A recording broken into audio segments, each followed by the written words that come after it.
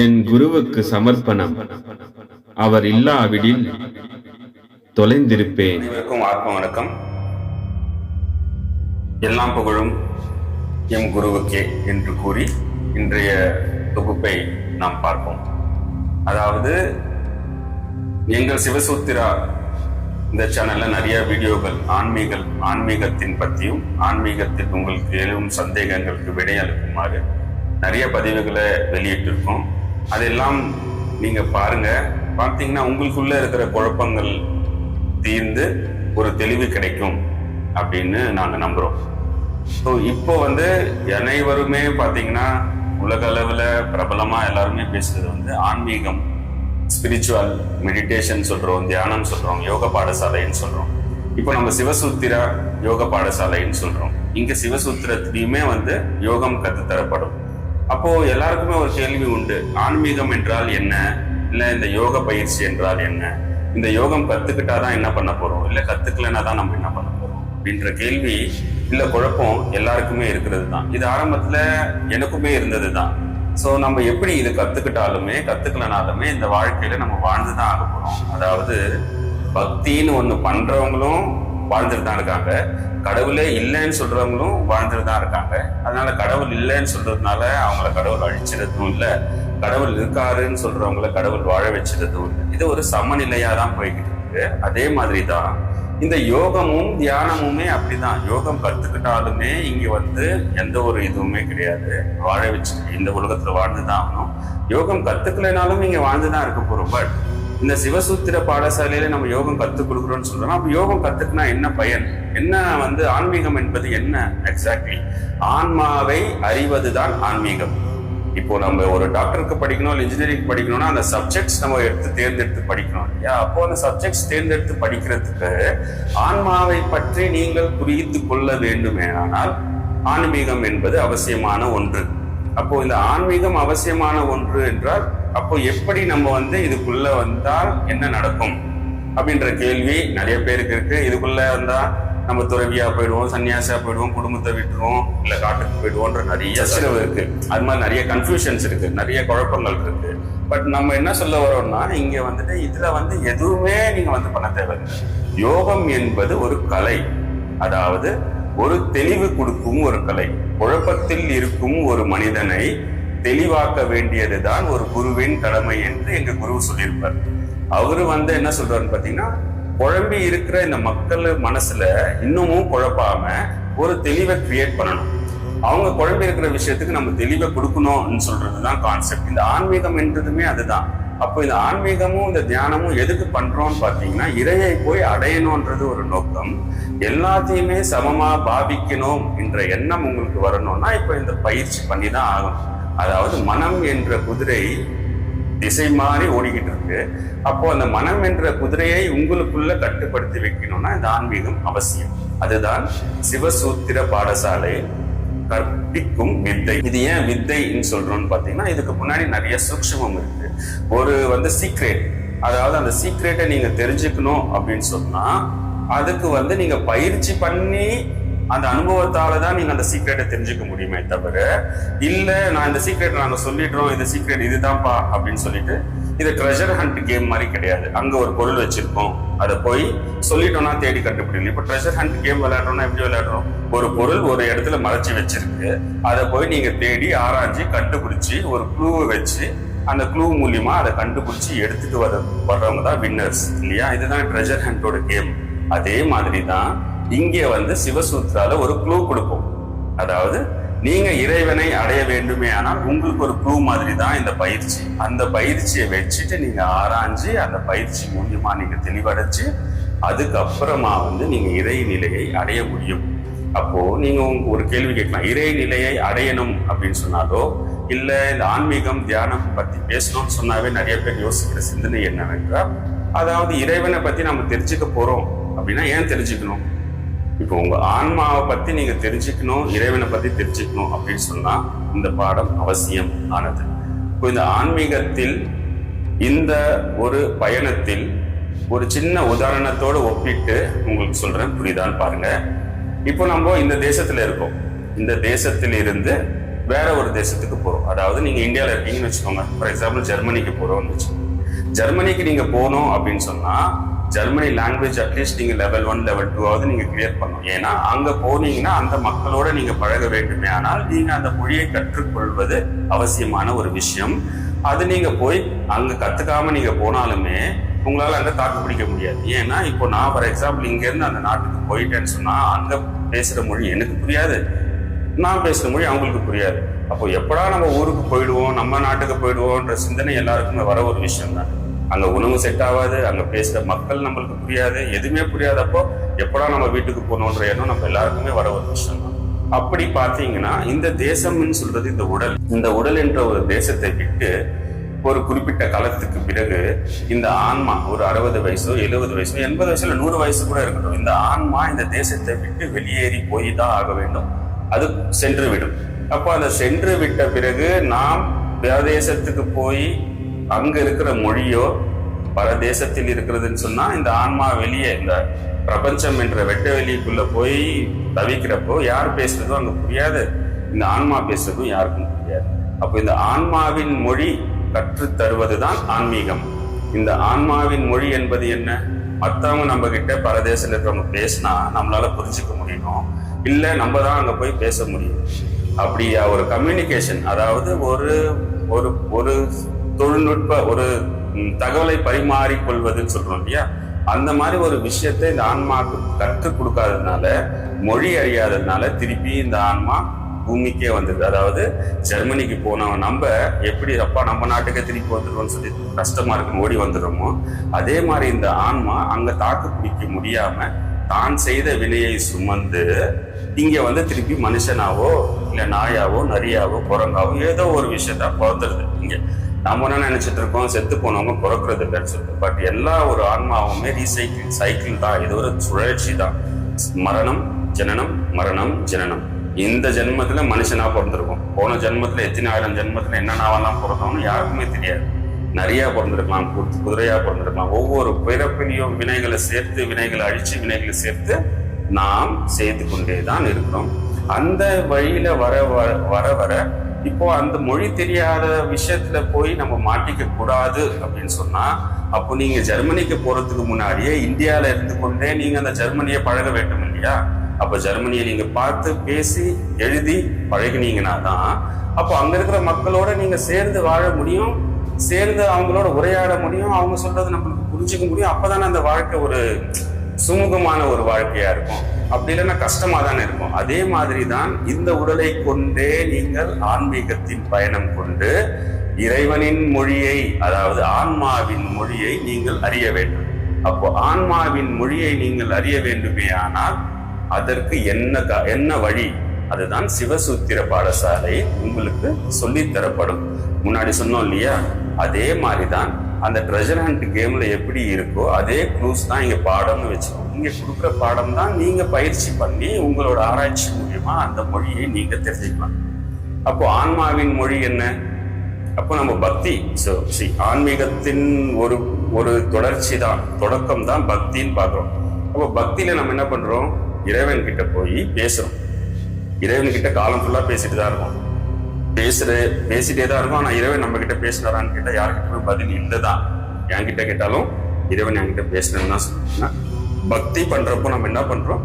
இறைவன் கிட்ட போய் முறையிடுறோம். நம்ம கஷ்டத்தை நஷ்டத்தை சொந்தத்தை கஷ்டம் எல்லாத்தையுமே அவர்கிட்ட சொல்றோம். எனக்கு வந்து படிப்பு வரணும்னு, கல்யாணம் ஆகணும், இல்ல பாஸ் ஆகணும், இல்லை ஏதோ ஒன்று கேட்டுட்டு தான் இருக்கும். பட் யார் ஒருவர் அந்த இறைவனை பார்த்து எந்த ஒரு கேள்வியும் கேட்காம புல்லரிச்சிட்டு, சிலர் சொல்லுவோம் அந்த கோயிலுக்குள்ள போனோடனே அந்த கடவுள் சாமியை பார்த்தோன்னே கண்ணன் தனியா வந்துருச்சுன்னு சொல்லுவோம். சிலர் சொல்லுவாங்க அந்த கோயிலுக்குள்ள போனாவே எனக்கு புல்லரிச்சிருச்சு அப்படின்னு சொல்லுவாங்க. அப்போ ஏன் அந்த உணர்வு உங்களுக்கு வருது? அது சிலருக்கு மட்டும்தான். சிலர் வந்து அவரை வந்து கையெடுத்து கும்பிட்டுட்டோ கோவிந்தானோ நமசிவாயனோ அரோகரானோ சொல்லிட்டு கோஷம் போட்டுட்டு வெளில வந்துடும். ஆனா சிலர் வந்து பக்தியின் முதிர்ச்சியில போயிட்டு இறைவனை பார்த்த உடனே அவங்களுக்கு கண்ணெல்லாம் கலங்கிடும், உடம்பெல்லாம் புல்லரிச்சிடும். அப்படி இருக்கிறப்போ அப்போ அந்த பக்தி நிலை தான் வந்து தேவை. அப்போ நீங்க கோயிலுக்கு போனா எப்படி அந்த இறைவனை பார்த்தா அவரை பார்த்த உடனே உங்களுக்கு கண்ணுல இருந்து தண்ணி கலங்கி புல்லரிக்குதோ, அவரை பார்க்காமலே நீங்க கண்ணு மூடி உக்காந்தாவே உங்களுக்கு அந்த உணர்வு வரணும். அப்படி உணர்வு வரணும்னா நீங்க இந்த மொழியை கத்துட்டு தான் ஆகணும். இந்த மொழியை கத்துக்கணும்னா ஆன்மீகம் என்றது மிக மிக அவசியம். இந்த ஆன்மீகம் என்றது ஏதோ ஒரு புரியாத புதிர் அல்ல. முன்னாடியே நாங்க எங்க தொகுப்புகளை நிறைய சொல்லியிருக்கோம். ஆன்மீகம் என்பது யாருக்கும் எட்டாத கனியும் இல்லை, புரியாத புதிரும் இல்லை. இதை புரிந்து கொள்வதற்கு நம் மனம் இடம் கொடுப்பது இல்லை, அதுதான் உண்மை. ஆனா நம்ம புரிஞ்சுக்கணும், இங்கேருந்து அடுத்த தேசத்துக்கு போனா அந்த மொழியை ஜெர்மனியோ பிரெஞ்சோ எப்படி கத்துக்கணும்னு சொல்லி இங்க உட்காந்து நம்ம கஷ்டப்பட்டு ராத்திரி பகலும் படிச்சு தெரியாத மொழியா இருந்தாலும் கத்துக்கிட்டு அந்த நாட்டுக்கு போய் நம்ம சம்பாதிக்கணும்ன்ற முயற்சி நம்ம எடுக்கிறோமோ, அதே போல்தான் இந்த தேசத்தில் இந்த உடம்பில் இருந்து கொண்டே பரதேசத்தில் இருக்கும் இறைவனை, இந்த பிரபஞ்ச சக்தியை, ஆற்றலை நீங்கள் அறிய வேண்டுமானால் இந்த மொழியை நீங்க கற்றுக்கொள்வது அவசியம். அது எல்லா மனிதருக்கும் இயல்பாவே தனக்குள்ளேயே இருக்கு அந்த மொழி. நம்ம ஒன்றும் கற்றுக்க போறது இல்லை புதுசா ஒரு விஷயம், எல்லாமே நமக்குள்ள இருக்கு. ஆனா மறந்துட்டோம். ஏன் மறந்துட்டோம்னா நம்ம மனசு என்ற குதிரை 4 திசையா பறந்துட்டு இருக்கிறதுனால அதை சேர்த்தீங்கன்னா உங்களுக்குள்ள இருக்கிற நினைவுகள் உங்களுக்கே உங்களோட இறைவனோட கொண்டு போய் சேர்க்கறதுக்கு உதவும். இதுல நாங்க சிவசூத்திர பாடசாலையில என்ன சொல்லித்தரோம் அப்படின்னு யோசிச்சீங்கன்னா, ஆன்மீகம் பத்தி நம்ம பேசிட்டோம். ஆன்மீகம்ன்றது ஆன்மாவை பற்றி அறிய வேண்டிய கலை, அவ்வளவுதான். இப்போ நம்ம உங்களுக்குள்ள இருக்கிற உணர்வை, உங்க அறிவை கொண்டு உங்களுக்குள்ள இருக்கிற அறிவை அறிவதே ஆன்மீகம். இப்போ நாங்க என்ன உங்களுக்கு சப்போர்ட் பண்றோம்? சிவசூத்திர குழு, சிவசூத்திர பாடசாலையில நம்ம என்ன சொல்றோம்னா, உங்கள் அறிவை கொண்டு உங்களையே ஆராய வைப்பதுதான் எங்களின் வேலை. அப்போ உங்களுக்கு கொடுக்குற அந்த பாட பயிற்சியில நீங்க பயிற்சி பண்ண பண்ண பண்ண உங்க அறிவை கொண்டு நீங்க உங்களே ஆராய்ந்து பார்ப்பீர்கள். அப்போ நீங்க இந்த ஆராய்ந்து பார்க்கும் கலை தான் நான் சொன்ன மாதிரி ஆன்மீகம். அது இங்க சொல்லித்தரப்படும். நாங்க ஏதோ புதுசா ஏதோ ஒரு விஷயத்த சொல்ல போறோம் இல்லை. இது வழி வழியா எம் குரு, எங்கள் குரு எங்களுக்கு சொல்லித்தர, அவர் குரு அவருக்கு சொல்லித்தர, இது காலங்காலமா வந்துட்டே தான் இருக்கு. அதாவது அந்த கதையை நான் இன்னொரு பதிவுல சொல்றேன். பட் ஆனா இது குரு வழியா வந்தாதான் அந்த பாதையில நம்ம வழி செல்ல முடியும். அதாவது குரு அருள் இல்லாம திருவருள் இல்லை என்று நம்ம எல்லா பதிவிலும் சொல்லிட்டு தான் இருக்கோம். ஒரு தனி மனிதனால மட்டுமே இந்த ஆன்மீகத்தில் செல்ல முடியாது. அவருக்கு ஸ்தூல குருவோ, அதாவது பிசிக்கலா ஒரு குருவோ வழிகாட்டுறதுக்கு தேவை. சூட்சுமத்திலேயோ ஒரு குருவோ நமக்கு தேவை. அந்த குரு அருள் கிடைக்கணும்னா நம்மளுக்கு பக்தி நிலையில முதிர்ச்சியான பக்தி நிலை யாருக்கு ஒருவருக்கு இருக்கோ அவருக்கு குரு தானா அமைவார். அப்படி குரு அமைந்தால், அந்த குரு வழி சென்றால் உங்கள் ஆன்மாவிடம் செல்ல அவர் வழி காட்டுவார். உங்கள் மனதில் இருக்கும் குழப்பங்களை தெளிவுபடுத்தி அந்த தெளிவை கொண்டு உங்க அறிவின் ஆற்றலை பெருக்கி உங்கள் மனதை கொண்டு ஆன்மாவை அடைய வழிகாட்டுபவரே குரு. நீங்கள் ஆன்மாவை அடைந்த பிறகு ஆன்மா தன் குருவை தேடி செல்லும். அதுதான் இறை சொல்றோம். அதுதான் இந்த பிரபஞ்சம்னு சொல்றோம். இது எல்லாமே ஒரு ஃப்ரீக்வன்சி தான். குரு காட்டின வழிபடி நம்மளுக்கு போனா நாம இறைவன் என்ற ஒரு ஃப்ரீக்வன்சியை நம்மளால ரீச் பண்ண முடியும். ஃபார் எக்ஸாம்பிளுக்கு சொல்றேன், மனிதன் என்ற நிலை இங்க இருக்குன்னா இறைநிலைன்றது ஃப்ரீக்வன்சி இங்க இருக்குன்னு வச்சுக்கோங்க. ஒரு சிம்பிளான உதாரணம் சொல்லணும்னா, நீங்க எல்லாருமே கேட்ட ஒரு விஷயம் இந்த ரேடியோ விஷயம். ரேடியோன்றது உங்க வண்டியிலயோ இல்ல கார்லயோ போறப்போ உங்க டிரான்சிஸ்டர் மூலியமா உங்க ரேடியோ சிக்னல்ஸ் ரிசீவ் பண்ணிக்கிட்டு, அதாவது ஏதாவது ஒரு ரேடியோவை நீங்க கேட்கணும்னு சொன்னா அதோட ஃப்ரீக்வன்சிக்கு நீங்க வைக்கணும். அதாவது 89.1 இல்ல 91.1 இல்ல 90 சம்திங் கைண்ட் ஆஃப் ஃப்ரீக்வன்சி நீங்க அந்த ரேடியோல செட் பண்ணீங்கன்னா மட்டும்தான் அந்த ரேடியோவுக்கான சேட்டலைட் இன்ஃபர்மேஷன் உங்க டிரான்சிஸ்டர் மூலியமா உங்களுக்கு கேட்குது. கரெக்டா? அப்போ இதே ஃப்ரீக்வன்சி, இதே ஒரு எக்ஸாம்பிள் தான் ஆன்மீகமும் இதுவும் சிம்பிள் தான். புரிஞ்சுக்க முடியுதா பாருங்க.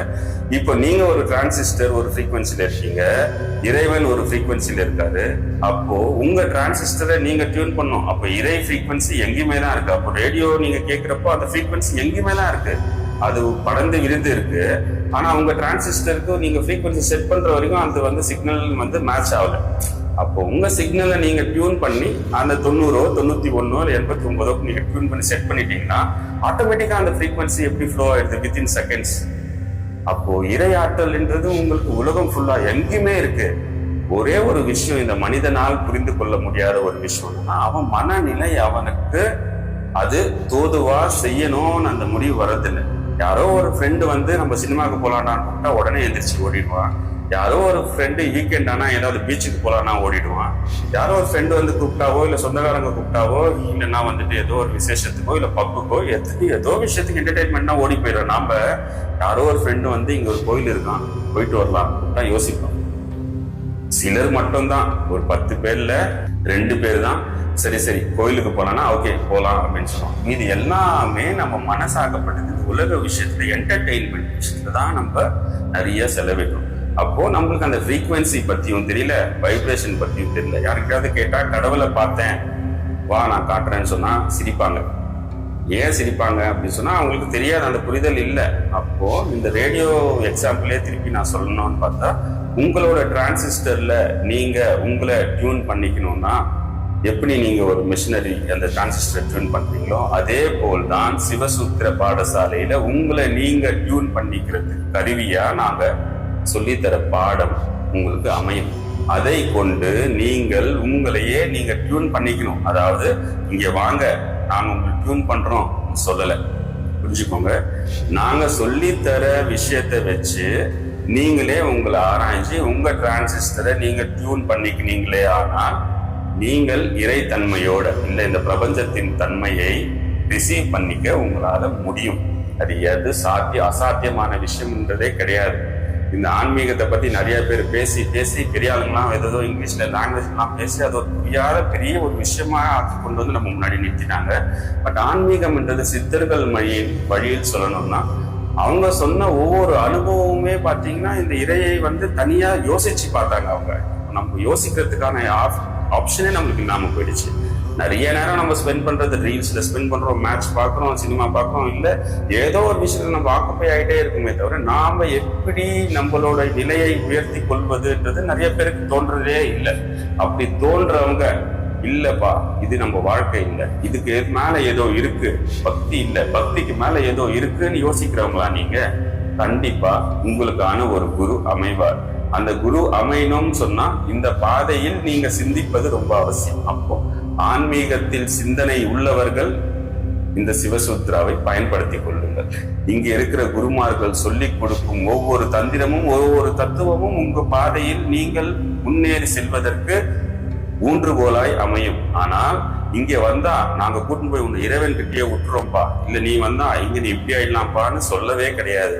உங்களுக்கு சொல்லித்தர விஷயங்களை வைத்து கொண்டு நீங்களே சுய ஆராய்ச்சி பண்ணி உங்க டிரான்சிஸ்டரை நீங்களே டியூன் பண்ணீங்களே ஆனால் நீங்கள் இறைவனிடம் பேசலாம். இல்ல இறைவன் பேசுவதை நீங்கள் கேட்கலாம். நல்லா புரிஞ்சுக்கோங்க. ரேடியோல டியூன் பண்ணீங்கன்னு சொன்னா ரேடியோல நீங்க பேச முடியாது, சரிங்களா? ரேடியோல வர பாட்டு தான் நீங்க கேட்க முடியும். அப்போ பக்தி பண்றப்போ நீங்க இறைவன் கிட்ட பேசிக்கிட்டே இருக்கீங்க. ஆனா இறைவன் உங்ககிட்ட பேசுறதை நீங்க கேட்கணும்னு சொன்னா உங்க டிரான்சிஸ்டர் நீங்க டியூன் பண்ணி தான் ஆகணும். அதை டியூன் பண்ணோம்னா குரு உபதேசம் என்பது அவசியம். அந்த குரு உபதேசத்தை நீங்கள் பயிற்சி பண்ணீர்களே ஆனால் இந்த ஆன்மீகம் என்பது நான் முந்தைய பதிவில் சொன்னது போல ஒரு எட்டாத கனியே அல்ல. அந்த எட்டாத கனியை சுவைக்க வழிகாட்டுவதே ஆன்மீக பாதை. புரியுதுங்களா? சித்தர்களும் அதே தான் செஞ்சார்கள். மாற்றி சிந்திச்சதுதான் சித்தர்கள். சித்தர்கள் என்றால் அவங்களின் சித்தத்தை தாம் அறிந்தவர்களே சித்தர்கள். கரெக்ட் தானே? சித்தர்கள் என்ன எல்லாருக்குள்ளயும் ஒரு ஃபியர் ஃபேக்டர் இருக்கு, பயம் இருக்கு. சித்தர்களா அவங்க போனாங்கன்னா அங்க போயிடுவாங்க, காட்டுக்கு போயிட்டாங்க, தாடி வளர்த்துப்பாங்க, காவி கூட அணிச்சுப்பாங்க, குடும்பத்தோட ஒட்டி இருக்க மாட்டாங்க, பயப்படுற பொருளே கிடையாது. அவங்க பயம்படுத்துறதுக்காக அப்படி இல்லவே இல்லை. அவங்க தனித்து நிக்கிறோன்னு சொல்லி காட்டினாங்க. ஒரு எக்ஸாம்பிள், ஒரு உதாரணத்தை காட்டினாங்க. எல்லா சமூக சூழல்ல இருந்தும் எல்லா சமுதாய கூற்றுங்கள்ல இருந்தும் பக்தி, மதம், ஜாதி, பேதம், ஆண், பெண், மிருகம் எந்த ஒரு பேதமும் இல்லாம தனித்து நின்னாங்க. அதை நின்றதுக்கான உதாரணம் அவங்க அப்படி காட்டினாங்க. காட்டுக்கு போய் தனியா இருந்தாங்கன்னு சொல்லியோ, ஒரு குன்றுக்குள்ள உட்கார்ந்து தியானம் பண்ணாங்கன்னு சொல்லியோ எல்லாம் ஏன் பாக்குறோம், ஏன் கேள்விப்பட்டோம்னா எல்லா சமுதாய கூற்றுகள் எல்லாம் அவங்க உடைத்து தனித்து நின்னார்கள். தனித்து நின்னதுனாலதான் அவங்களால யோசிக்க முடிஞ்சதுனாலதான் அவங்களுக்கு அந்த ஆற்றல் கிடைச்சது. தம் அறிவை கொண்டு அறிவை ஆராய்ந்து சிந்திச்சு அதுக்கப்புறம் இறையை தேடி அந்த ஃப்ரீக்வன்சியோட அவங்களால கனெக்ட் பண்ணிக்க ஈஸியா முடிஞ்சிச்சு. ஆனா இன்றைக்கு இருக்கிற காலகட்டத்துல, இன்றைக்கு இருக்கிற சூழ்நிலையில வேலை, குடும்பம், கடன், லோன், பிரச்சனை, இது நடுவில் போன், ரீல்ஸ், ஃபேஸ்புக், கிரிக்கெட் இவ்வளோ விஷயத்துல நம்ம மனசு அப்படியே அலை பாய்ஞ்சிட்டு இருக்கு. அலை பாய்கின்ற மனதை ஒருநிலைப்படுத்துவதே ஆன்மீகம். இது நாங்க அலைப்பாயும் உங்கள் மனதை ஒருநிலைப்படுத்த விரும்பினீர்களே ஆனால் சிவசூத்திர குழுவை அணுகுங்கள். இல்லப்பா நான் இப்படியே சுத்திக்கிட்டு என் காலத்தை ஓட்டிடுறேன் அப்படின்னு சொன்னா ரொம்ப நல்லது. அப்படியே சுத்துங்க.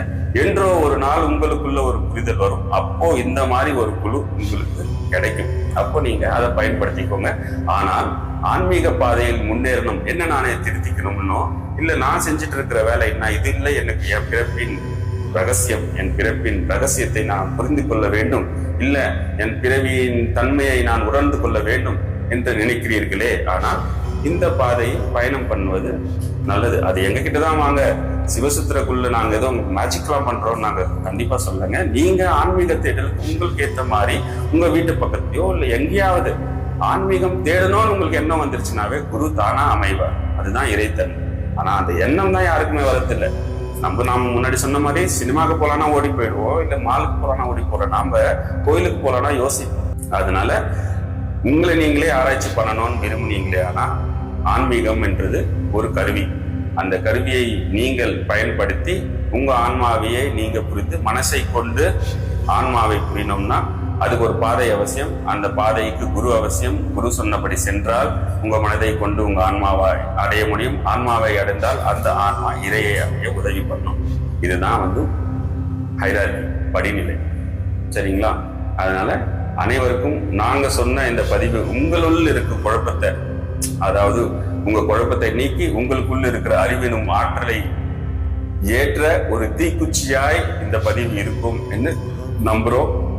நன்றி. ஆத்மா வணக்கம்.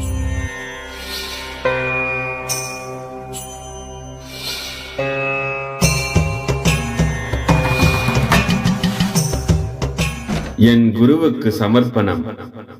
அவர் இல்லாவிடில் தொலைந்திருப்பேன்.